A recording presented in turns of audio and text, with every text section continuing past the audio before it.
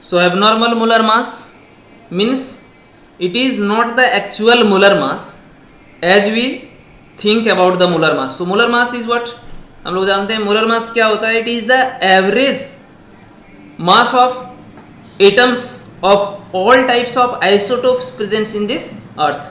तो अर्थ में जितने भी, यूनिवर्स में जितने भी उसका आइसोटोप्स हैं, सारे का एवरेज निकाल करके उसका हम लोग एटॉमिक वेट निकालते हैं और एटॉमिक वेट का सम करते हैं. So we will get the molar mass. But here we will discuss about abnormal molar mass. And abnormal molar mass is related with the colligative properties. तो ये colligative properties से related है. तो ये कैसे होगा और कैसे इसको ये इफेक्ट करेगा कॉलिगेटिव प्रॉपर्टीज को, तो इसमें हम लोग यहाँ से डिस्कस करेंगे. So we know that ionic compounds when dissolve in water dissociates. तो यदि आयनिक हम लोग जैसे NaCl है, KCl, ये सब को यदि वाटर में डिसॉल्व करेंगे तो ये डिसोसिएट करेगा. तो जिस तरह का आयंस रहेगा उतना उसमें डिसोसिएशंस होगा. सपोज डायटोमिक आयनिक सब्सटेंस है जैसे NaCl, 2 एटम्स है, तो 1 सोडियम एंड 1 क्लोराइड्स. यदि AlCl3 है तो 1 एल्युमिनियम एंड 3 क्लोराइड्स आयंस, तो उसका डिसोसिएशन ज़्यादा होगा. So for example, we dissolve 1 mole of KCl having atomic weight. यदि हम लोग दोनों का सम करेंगे तो मोलिकुलर वेट आ जाएगा 74.5 ग्राम in water. So we expect 1 mole of each sodium and potassium ions to be released in the solutions. If this happen, there would be 2 moles of particles in the solutions. तो solutions में moles of particles change हो गया. पहले 1 mole of solute डाले थे, but अब वो dissociation हो करके 2 मोल्स में ब्रेकअप हो गया, डिसोसिएट हो गया, right. So if we ignore inter ionic attractions, 1 mole of KCl in 1 kg of water would be expected to increase the boiling points by 2 into 0.52 Kelvin equal to 1.04 Kelvin. तो इस तरह से यदि हम लोग देख रहे हैं कि इसको हम लोग यदि डिसोसिएशंस को इग्नोर करें तो 1 मोल ऑफ KCl का 1 मोल यदि हम लोग डालते हैं 1 kg वाटर में, तो इंक्रीज इन बॉइलिंग पॉइंट या एलिवेशन इन बॉइलिंग पॉइंट्स कितना होता है, जस्ट ट्वाइस ऑफ 0.52 जो कांस्टेंट वैल्यू होता है वाटर के लिए Kb का. सो Kb का डबल मल्टीपल वर्थ है, right. Now if we did not know about the degree of dissociations, तो डिग्री ऑफ डिसोसिएशंस क्या होता है हम लोग क्लास 11 में पढ़े हैं, डिग्री ऑफ डिसोसिएशंस एंड एसोसिएशंस. तो एसोसिएशन जब जुड़ता है, डिसोसिएशन जब ब्रेकअप होता है.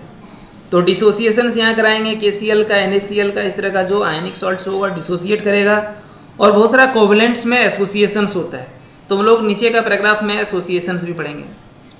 सो we would be led to conclude that the mass of 2 mole particles in 74.5 gram and the mass of 1 mole of KCl would be 37.25 gram, जो क्या है, हाफ मॉलिकुलर वेट का आधा है. This brings into light the rule that when there is dissociations of solute into ions, कब होगा, जब आयनिक substance रहेगा. तो dissociations of solute into ions, the experimentally determined molar mass is always lower than true value. Molar mass जो actual होता है उससे उसका क्या हो जाएगा, ऑलवेज लोअर होगा. So the experimentally determines molar mass, जो एक्सपेरिमेंटली डिटरमाइन करें हम लोग, तो experimentally determine molar mass is always lower than true value. कब, जब डिसोसिएशंस होता है. तो ट्रू वैल्यू था 74.5 और अब क्या एक्चुअल वैल्यू था 74.5 और ट्रू वैल्यू क्या आ रहा है, तो उसका हाफ आ रहा है 37.25, राइट. तो यहाँ से हम लोग जब डिसोसिएशंस में ऐसा देखें तो एसोसिएशंस में भी तो कुछ इफेक्ट उसका होगा, तो अब एसोसिएशंस में उसका अपोजिट इफेक्ट होगा. तो हम लोग एक यहाँ डायग्राम देख रहे हैं जिसमें से दिखाया जा रहा है कि 2 molecules of acetic acids is joined together by a force that is called intermolecular hydrogen bonding.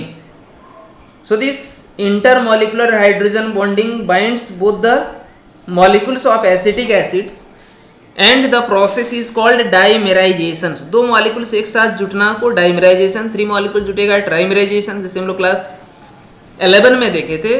यदि हम लोग एसिटिलीन को ट्राइमराइजेशन करते थे copper tube, red hot copper tube में, तो वो क्या बनता था? बेंजीन बनता था. तो ये केमिकल रिएक्शंस था, methods of preparation of benzene from acetylene gas by the process of trimerisation. तो इसी तरह का यहाँ कुछ प्रोसेस है जिसको डाइमेराइजेशन बोलेंगे. तो 2 molecules of acetic acid dimerises to forms a dimer of acetic acids. तो जब डाइमेराइज हो रहा है इसका मतलब क्या हो रहा है? क्लियरली हम लोग समझ पा रहे हैं यहाँ एसोसिएशन हो रहा है. So here association will take place. तो यदि एसोसिएशन हो रहा है तो इसका मतलब क्या होगा? जस्ट ऑपोजिट प्रोसेस होगा डिसोसिएशंस का. डिसोसिएशंस में क्या हो रहा था? हम लोग देखे कि हाफ हो रहा था, मतलब आधा हो रहा था. तो इसमें क्या होगा? जस्ट डबल हो जाएगा उसका, राइट. सो हम लोग अब मॉलिक्यूलर वेट यहाँ देखेंगे एसिटिक एसिड्स का जो वेरी करेगा. ठीक है, तो हम लोग एक बार फिर से देखते हैं क्या ये इंस्टॉल हो चुका है. Now my white board is installed. तब इसको वाइट बोर्ड को क्रिएट करते हैं. यहाँ हम लोग समझेंगे कि डिसोसिएशन और एसोसिएशंस में एबनॉर्मल मोलर मास कैसे चेंज करता है, कैसे वेरी करता है, राइट.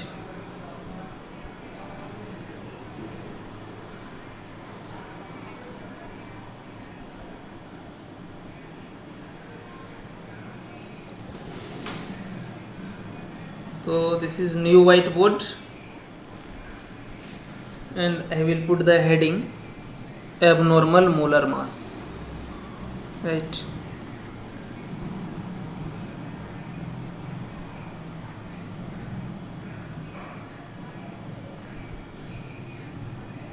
Abnormal molar mass.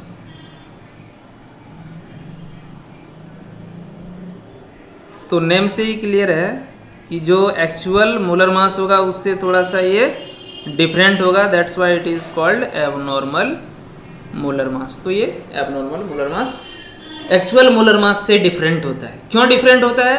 तो reason is due to associations और डिसोसिएशंस. तो यहाँ हम एक डेफिनेशंस को कॉपी करेंगे from NCERT text book. So I will copy from here. तो हम अब लास्ट पैराग्राफ को जा रहे हैं इस पर. तो यहाँ लिखा हुआ है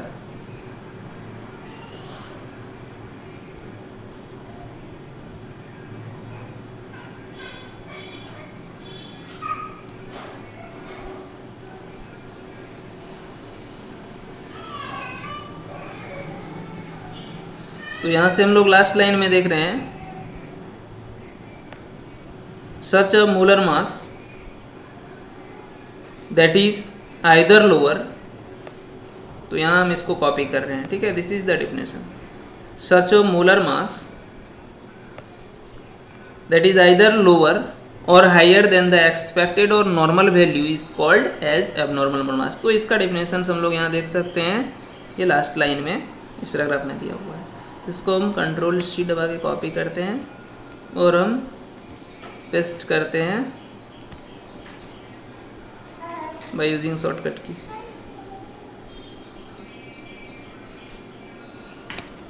So I paste the definitions of abnormal molar mass.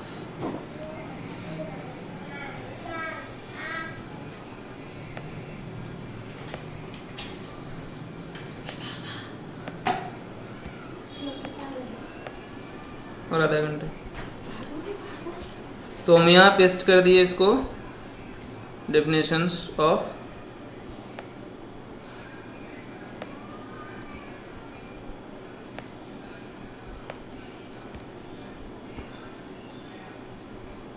तो एबनॉर्मल मोलर मास को हम लोग ऐसे डिफाइन कर सकते हैं, such a molar mass that is either lower और हायर देन द एक्सपेक्टेड और normal value is called abnormal molar mass. तो डिसोसिएशंस में क्या हो जाता है, हम लोग अभी देखें कि हाफ हो जाता है, एसोसिएशंस में क्या हो जाता है, ये मल्टीपल हो जाता है।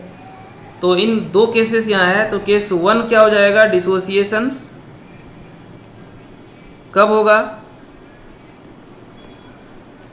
So dissociation in case of ionic substance. तो यदि हम लोग आयनिक लिखेंगे तो इन केस ऑफ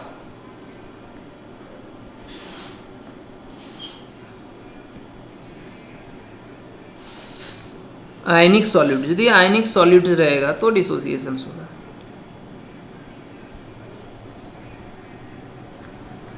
लाइक हम लोग अभी देखे KCl में हो रहा था, NaCl में भी होगा, AlCl3 में भी होगा, तो ETC इस तरह ये सब में आसानी से ये हो जाएगा। तो जो एक्चुअल होता है उसका हाफ होता है। तो डिसोसिएशंस के केस में क्या हो जाएगा, तो इस केस में हम लोग लिख सकते हैं कि इन केस ऑफ डिसोसिएशन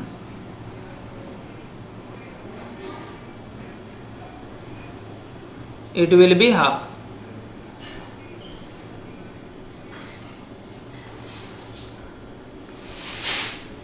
तो हाफ कब होगा, जब 2 रहेगा आयंस, 1/3 होगा जब 3 रहेगा, 4 1/4 के लिए भी आ जाएगा, तो मतलब ऑब्वियसली डिक्रीज करता जाएगा, तो इनवर्सली प्रोपोर्शनल होगा। ठीक है, so dissociation it will be inversely proportional to the number of ions. किसका इनवर्सली प्रोपोर्शनल होगा, नंबर ऑफ आयंस का, राइट। और यदि सेकेंड केस लिखें तो इन केस ऑफ एसोसिएशंस, अब हम लोग ले रहे हैं सेकेंड केस, तो इन एसोसिएशन, एसोसिएशन मतलब वो जमा हो जाएगा,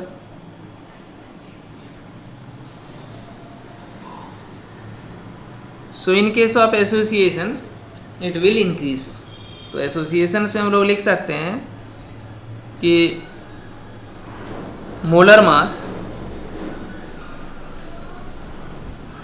वो डायरेक्टली प्रोपोर्शनल होगा एसोसिएटेड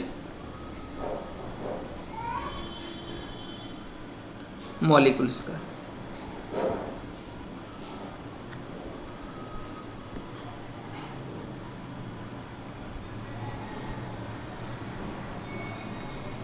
राइट तो हम लोग यहाँ चेक कर सकते हैं, यदि हम लोग अभी एसोसिएशंस में क्या देखें, एसिटिक एसिड्स का देखें, तो सी एसिटिक एसिड्स इस तरह से डाइमराइज कर रहा है कि 2 मोल्स एक साथ आ रहा है। तो 2 मोल्स ऑफ एसिटिक एसिड्स का फॉर्मूला हम लोग लिख सकते हैं CH3COOH।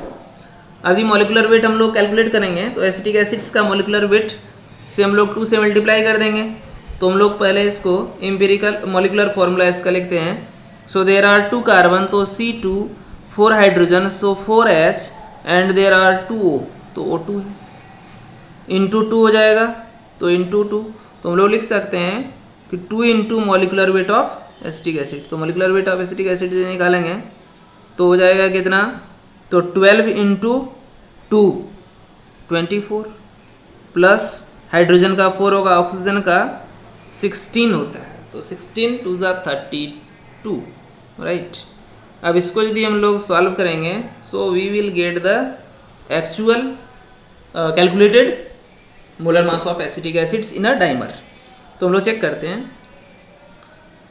सो दिस इज 2 8 आ रहा है, 4 4 8 2 10 आ रहा है, सो 2 इंटू 10 का 0, 3 एंड 2 5 एंड रेस्ट 1 हैंड में है, सो 6, सो इट इज 60 ग्राम पर मोल। तो 60 ग्राम पर मोल या यूनिफाइड मास था, इंटू 2 करेंगे, सो इट इज 120 ग्राम पर मोल। तो जस्ट देख रहे हैं हम लोग मॉलिकुलर वेट इसका डबल आ रहा है, राइट। तो जब मॉलिकुलर वेट इसका डबल आ रहा है तो ये इसका एक्चुअल नहीं कैलकुलेटेड मॉलिकुलर वेट है। तो हम लोग यहाँ देख सकते हैं एनसीईआरटी बुक में भी इसको डिस्कस किया गया है। तो यहाँ इस डाइमर्स का एग्जांपल्स देख लिए। अब इसमें से जो पैराग्राफ दिया हुआ, इस पैराग्राफ्स का स्टडी करने से ये पता चल रहा है कि molecules of ethanoic acids dimerises in benzene due to hydrogen bonding. तो बेंजीन में यदि हम लोग एसिटिक एसिड्स को मिक्स करते हैं तो ये डाइमेराइज करता है, मतलब टू मॉलिक्यूल्स का एसोसिएशंस होता है, डायग्राम में भी देख सकते हैं। This normally happens in solvents of low dielectric constant. तो डाइलेक्ट्रिक कांस्टेंट कम होगा तभी ये होगा, नहीं तो वाटर जैसा सॉल्वेंट रहेगा जिसका डाइलेक्ट्रिक कांस्टेंट हाई होता है तो ये एसीटेट और H प्लस आयन प्रोटॉन में डिसोसिएट हो जाएगा because it is weak acids, right. So in this case the number of particles is reduced is due to dimerizations. So associations of molecules is depicted follow. तो यहाँ हम लोग associations को देख पा रहे हैं. So it can be undoubtedly stated here that if all the molecules of ethanoic acids associated in benzene, then delta TB, that is elevation in boiling points, or delta TF, that is depression in freezing points for acetic acids will be half. तो delta T B क्या हो जाएगा, आधा हो जाएगा, और delta T F क्या हो जाएगा, ये भी हाफ हो जाएगा ऑफ द नॉर्मल वैल्यू. क्यों ऐसा हो जाएगा, क्योंकि मॉलिक्यूलर वेट डबल हो जाएगा. So the molecular mass calculated on the basis of this delta T B और delta T F will therefore be twice the expected value. तो एक्सपेक्टेड वैल्यू 60 होना चाहिए एसिटिक एसिड्स का, लेकिन डाइमेराइज करके उसका डबल हो रहा है, 120 हो जा रहा है. Clear. So such a molar mass that is either lower और हायर देन द एक्सपेक्टेड और normal value is called as abnormal molar mass, right. So this is the definition. तो ये 2 लाइन का डेफिनेशन हम लोग एग्जाम में लिखेंगे, इतना समझाने का एग्जाम में जरूरत नहीं है. तो ये हो गया एबनॉर्मल मोलर मास जो इंक्रीज या डिक्रीज रहता है. कब इंक्रीज करता है, जब एसोसिएशंस होगा. कब डिक्रीज करता है, जब डिसोसिएशंस होगा. डिसोसिएशंस डिपेंड्स करता है कितने मॉलिक्यूल्स हो रहा है. जैसे डाई एटॉमिक रहेगा तो हाफ हो जाएगा, ट्राइएटॉमिक रहेगा 1/3, 4 रहेगा तो 1/4 हो जाएगा. इस तरह से होता है. और एसोसिएशंस भी डाइमर ट्राइमर पॉलीमर्स में इस तरह से होगा, right. Now it is van't Hoff factor. तो van't Hoff factors van't Hoff के द्वारा इंट्रोड्यूस्ड एक फैक्टर्स आई है जिसको स्मॉल आई से रिप्रेजेंट्स करते हैं. It is the ratio of normal molar mass upon abnormal molar मास. जो नॉर्मल मोलर मास होता है और जो एबनॉर्मल मोलर मास जो कैलकुलेटेड हम लोग करते हैं, उस दोनों का रेशियो को वांट ऑफ फैक्टर आई बोलते हैं. तो हम लोग आई कैलकुलेट कर सकते हैं. किसके लिए, तो यहाँ NaCl के लिए भी कैलकुलेट कर सकते हैं, एसिटिक एसिड्स के लिए भी कैलकुलेट कर सकते हैं. सेकेंड, हम लोग ऐसे भी इसको एक्सप्रेस कर सकते हैं कि observed colligative properties upon calculated colligative properties. और थर्ड में हम लोग ऐसे भी इसको रिप्रेजेंट्स कर सकते हैं कि total number of moles of particles after association और dissociations upon number of moles of particles before association और डिसोसिएशंस. तो आफ्टर और बिफोर तो क्लियर है. आफ्टर मतलब बाद होता है, तो एसोसिएशन या डिसोसिएशंस के बाद कितना हुआ. तो total number of moles, 2 moles हम लोग यदि NaCl या KCl के लिए लिखें तो क्या हो जाएगा, I = 2/1 हो जाएगा, क्योंकि पहले 2 मोल था फिर 1 मोल. तो इस तरह से हम लोग इसको कैलकुलेट कर सकते हैं. तो सिंपली हम लोग लिख सकते हैं NaCl के लिए 2 होगा, KCl के लिए 3 होगा, AlCl के लिए 4 होगा, एसिटिक एसिड्स के लिए हाफ होगा. तो इस तरह से हम लोग इसको एक्सप्रेस कर सकते हैं. तो यही इसका डेफिनेशन है. Want of factor is a factor introduced by Van't Hoff. It says that the relative molar masses upon abnormal molar mass or the ratio of observed colligative properties upon calculative or calculated colligative properties, or Want of factor I = total number of moles of particles after dissociation or association and number of moles of particles before association और dissociations. तो इस तरह से हम लोग calculate कर सकते हैं. Here abnormal molar mass is the experimentally determined molar masses and calculated colligative properties are obtained by assuming that the non volatile solute is neither associated nor dissociated. क्योंकि डाइल्यूट सॉल्यूशंस में हम लोग ऐसा assume नहीं करते हैं. In case of associations, value of I is less than unity, while for dissociation it is greater than unity. तो association और डिसोसिएशन में वेरी करता है, जैसे हम लोग एपलर और मोलर मास में देख चुके हैं। So for example the value of van't Hoff factor i for aqueous KCl solutions is close to 2, तो 2 हो जाएगा। While the value of acetic acids in benzene nearly 2, ये हम लोग यहाँ से देख सकते हैं। और जितने भी हम लोग अभी तक पढ़े हैं क्वालिटेटिव प्रॉपर्टी, सब में इसका इंट्रोडक्शन उन्होंने वन टॉप ने कर दिया है, राइट। तो जब भी हम लोग को न्यूमेरिकल्स बनाना है, यदि वन टॉप फैक्टर्स या इसके लिए एसोसिएशन डिसोसिएशन कुछ टर्म ऐसा लिखा हुआ है तो हम लोग को आई का वैल्यू लिखना पड़ेगा, अदरवाइज नहीं भी लिखने से चलेगा। लेकिन ऑलमोस्ट यदि हम लोग एक्यूरेसी के साथ कैलकुलेशंस करते हैं तो आई मेंशंस करना होगा, अदरवाइज आंसर नहीं आएगा, रॉन्ग हो जाएगा, राइट। तो जो हम लोग डेरिवेशंस किए हैं यहाँ भी वही सब डेरिवेशंस है, बट सब में राइट हैंड साइड्स में वन टॉप फैक्टर आई लग गया है। तो वन टॉप फैक्टर आई लगा देने से उसका वैल्यू हाफ हो जाएगा, डबल हो जाएगा, ट्रिपल हो जाएगा, फोर्थ हो जाएगा, या 1/3 हो जाएगा, 1/4 हो जाएगा। ये डिपेंड्स करता है एसोसिएशंस या डिसोसिएशंस के ऊपर जो आई निकलेगा। One Hoff factor I small I से रिप्रेजेंट्स करते हैं, right. So relative lowering of vapour pressure of solvents को हम लोग आई लगा देंगे। Relative lowering of vapour pressures क्या था, तो P01 minus P1 upon P01 equal to N2/N1। तो N2/N1 के पहले हम लोग आई लगा देंगे, जो वन टॉप फैक्टर है, जो relative lowering of vapour pressures के लिए करेक्शंस करके उसको फाइनल रिजल्ट देगा। इस तरह elevation of boiling points delta TB था, तो delta TB equal to KB into molality M था, तो यहाँ हम लोग आई लगा देंगे because i is van't Hoff factor, clear. तो इस तरह से हम लोग आई निकालने सीख गए। कैसे आई निकालते हैं, तो सपोज हम यहाँ कुछ एग्जांपल्स करते हैं। तो here I will calculate one top factors for substances like AX2। here A is cations, A cations है और X से कैनाइंस है, तो ये डिसोसिएशंस होगा क्योंकि ये आयोनिक है, राइट। तो यदि ये आयनिक है तो डिसोसिएशंस करेगा, तो कैसे डिसोसिएशंस करेगा, पहले ये A+ में आएगा, तो A+, तो +2 हो जाएगा क्योंकि 2 आयन्स है, और प्लस हो जाएगा 2x-, राइट। तो चार्ज बैलेंस करने के लिए हम यहाँ 2 लगाएं क्योंकि इधर भी 2 है। तो टोटल कितने मोल्स रिएक्टेंट्स में था, हम रेड कलर से इसको रिप्रेजेंट्स कर रहे हैं। So in the reactant hand side, left hand side there are 1 mole of solutes, और प्रोडक्ट साइड में डिसोसिएशन के बाद ये 1 मोल और ये 2 मोल्स आ रहा है।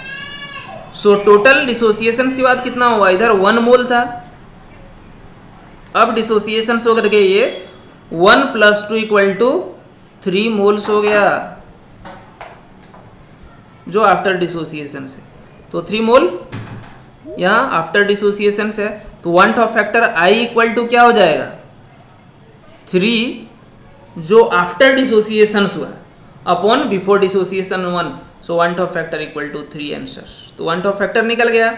अब हम लोग इसको यूज़ कर देंगे कोई भी न्यूमेरिकल्स में, तो हम लोग बना सकते हैं।